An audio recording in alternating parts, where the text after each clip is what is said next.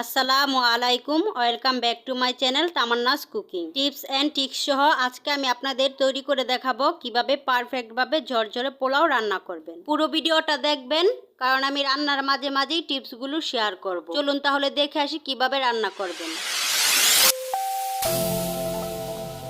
পোলাও রান্না করার জন্য চুলায় একটা বড় হাঁড়ি বসিয়ে দিয়েছি এবং এই হাঁড়িতে দিয়ে দিয়েছি 2 কাপ সয়াবিন তেল, আরও দিয়ে দিয়েছি 7-8টা তেজপাতা, 10-12টা এলাচ এবং 6-7টা দারচিনি। এখন গরম মশলা এবং তেজপাতা হালকা ভেজে এর মধ্যে দিয়ে দিচ্ছি আগে থেকে ধুয়ে রাখা 3 কেজি পোলার চাল এবং স্বাদমতো লবণ। পোলাওয়ের চাল 3 থেকে 4 বার ভালোভাবে পরিষ্কার করে ধুয়ে নিয়েছি।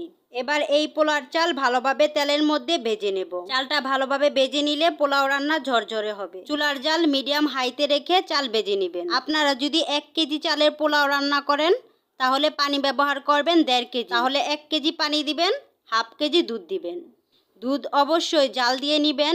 আপনারা চাইলে শুধু দুধ দিয়েও পোলাও রান্না করতে পারেন। চালটা ভালোভাবে ভাজা হয়ে গেছে, এখন দিয়ে দিব ফুটন্ত গরম পানি। অবশ্যই ফুটন্ত গরম পানি ব্যবহার করবেন।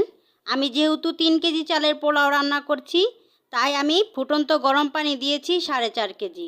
আমি 1.5 কাপ গুঁড়া দুধ অল্প পানি দিয়ে গুলে নিয়েছি এবং এই দুধ পোলাওয়ের মধ্যে দিয়ে দিচ্ছি। আপনারা চাইলে তরল দুধ ব্যবহার করতে পারেন। ভিডিওটা ভালো লাগলে ভিডিওতে একটা লাইক দিবেন এবং চ্যানেলে নতুন এসে থাকলে প্লিজ চ্যানেলটা সাবস্ক্রাইব করে পাশে থাকবেন। পানি দেওয়ার পর চুলার জাল হাই করে দিবেন যাতে তাড়াতাড়ি বলক চলে আসে। দিয়ে দিচ্ছি 10 থেকে 12টা কাঁচামরিচ। এখন ঢাকনা দিয়ে ডেকে দিব। ফিরে আসবো কিছুক্ষণ পর।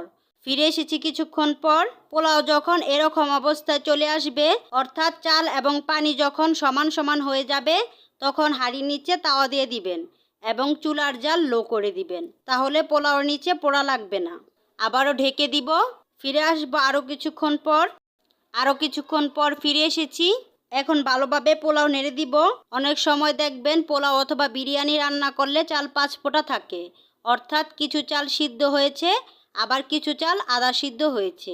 এই সমস্যাটা হয় যদি গরম পানি ব্যবহার না করেন এবং পোলাও যদি ভালোভাবে নেড়েচেড়ে উল্টে না দেওয়া হয়, যেমন ওপরের রাইস নিচে এবং নিচের রাইস উপরে না হয়। আবারও নেড়ে দিচ্ছি। প্রথম একবার নেড়ে দিয়ে হাঁড়ির নিচে তাওয়া দিয়ে দিয়েছিলাম, দ্বিতীয়বার আরেকবার নেড়ে দিয়েছি আর এবার শেষবারের মতো নেড়ে দিচ্ছি। যদি দেখেন পোলাও রান্না হয়ে গেছে কিন্তু পোলাও অথবা বিরিয়ানি কিছু পরিমাণ সিদ্ধ হওয়া বাকি আছে, তাহলে পোলাওর মাঝখান থেকে খুন্তি দিয়ে ফাঁকা করে 1/2 কাপ গরম পানি দিয়ে পোলাও উপর থেকে সমান করে ঢেকে দিবেন। তাহলে দেখবেন পারফেক্টভাবে রান্না হয়ে গেছে। চুলা থেকে নামানোর 5 মিনিট আগে আমি 1/2 কাপ ঘি পোলাওর উপর দিয়ে দিয়েছিলাম। ঘি দেওয়ার চেষ্টা করবেন, তাহলে পোলাওয়ের স্বাদ এবং গ্রান অনেক গুণ বেড়ে যায়। এই তো তৈরি হয়ে গেল পারফেক্ট ঝরঝরে পোলাও। সালাদ দিয়ে পোলাওটা সাজিয়ে নিয়েছি। সবাই সুস্থ থাকবেন, ভালো থাকবেন। আল্লাহ হাফেজ।